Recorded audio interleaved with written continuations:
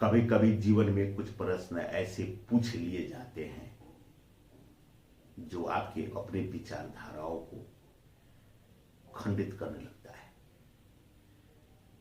लेकिन अगर परम भाव से देखा जाए तो हर विचारधारा समय काल के अनुसार अलग अलग होता है और सबकी अपनी अपनी अलग महत्व है।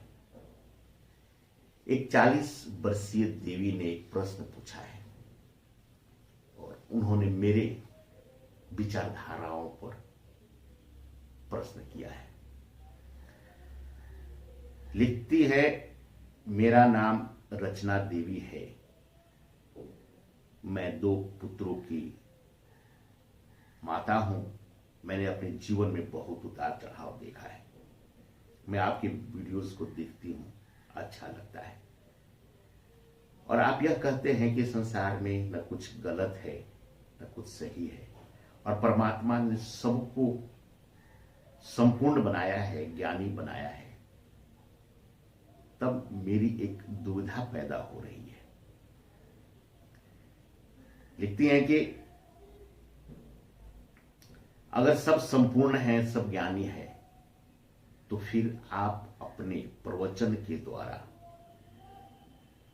उन्हें सुधारने की कोशिश क्यों करते हैं? क्या उन्हें सुधार की जरूरत है? क्या परमात्मा ने उन्हें पूर्ण नहीं बनाया है? जब पूर्ण बनाया है तो फिर सुधार की जरूरत क्यों है? कृपया इस पे अपना विचार प्रकट करें। बड़ा ही अद्भुत प्रश्न है। रचना देवी जी, मैं एक बार पुनः उससे बताना चाहूंगा कि मेरा परमात्मा सर्वशक्तिमान है। एक पत्ता भी वही बनाता है और एक पत्ते को वही हिलाता है। वह सारी रचनाओं उसी का एक व्यक्त रूप है, परम ही है। न कोई छोटा है न कोई बड़ा है, सब संपूर्ण है, सब ज्ञानी है। तो आपका यह प्रश्न बड़ा वाजिब है कि फिर मैं अपने जो विचारों को क्यों प्रसारित करता हूं और किसके लिए करता हूं, किसको मैं परिवर्तित करना चाहता हूं। पेड़ के पत्ते को हिलते देखा है आपने, चिड़ियों की चहचहाट सुना होगा, आपने समुद्र के लहरों का आनंद लिया होगा, आपने पर्वतों में बहने वाली सुंदर हवाओं का, सूर्योदय का आनंद लिया होगा। क्या यह सारी चीजें आपको आनंद देने के लिए है या उन्हें देखकर आप आनंदित होते हैं? चिड़िया चहचहाती है, फूल खिलते हैं, पहाड़ पे हवाएं बहती है, समुद्र में लहरें उठती हैं, देशरी अपना विचार प्रकट करते हैं। यह सारी घटनाएं स्वतः घटती रहती है परमात्मा की इस सृष्टि की जरूरत के हिसाब से। बहुत लोग इन सब का आनंद लेते हैं, बहुत लोग आनंद नहीं लेते हैं। यह अपना कर्म कर रहे हैं। आनंद लेने वाला अपना कर्म करता है। न कोई छोटा है न कोई बड़ा है। इसको मैं एक उदाहरण के तौर पे मैं समझाऊं। हमारे हाथ में एक बॉक्स है, इसमें एक वस्तु है। मैं ये कहूं इसमें कि इस वस्तु में आग छुपा हुआ है, तो बहुत लोग इस पे विश्वास नहीं करेंगे, जिसको जानकारी नहीं होगी इस क्या है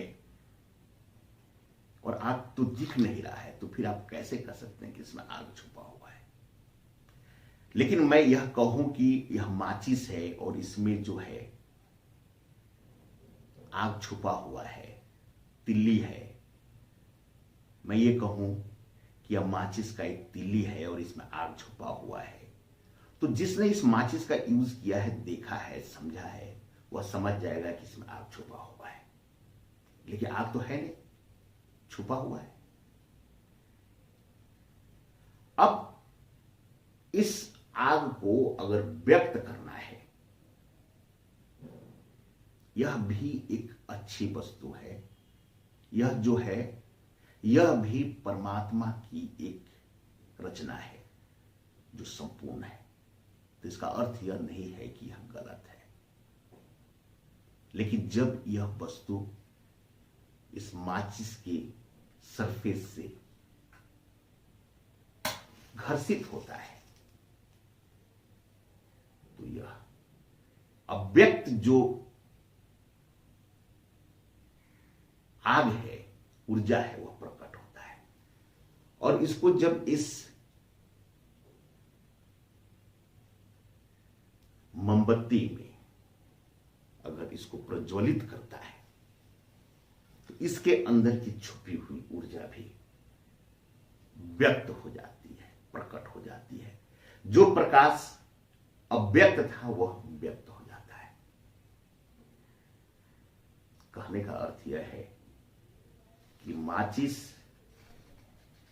यह जो तिल्ली है, यह जलने से पहले भी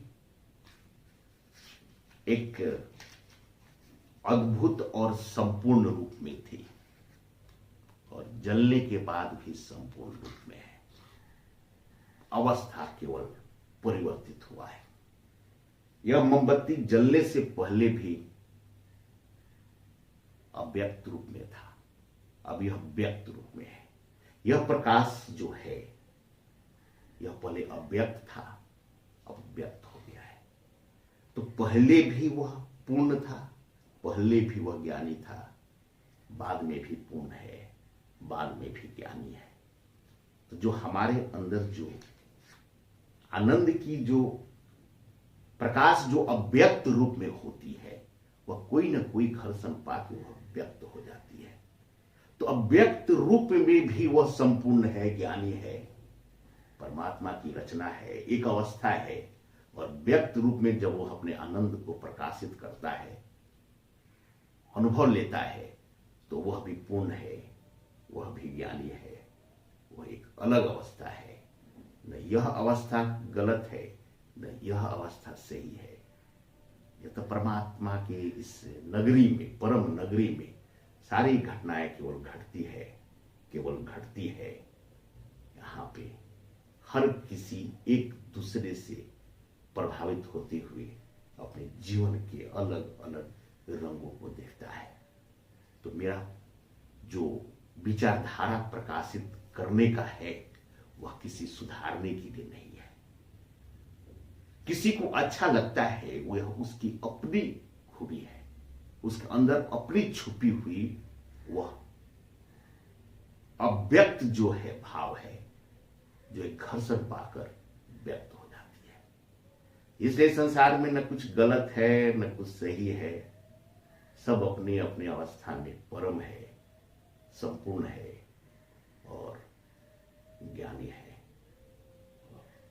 इस जीवन की यही हकीकत है जो आपके जीवन को परमानंद में रखता है, जो इस भाव को समझ जाता है।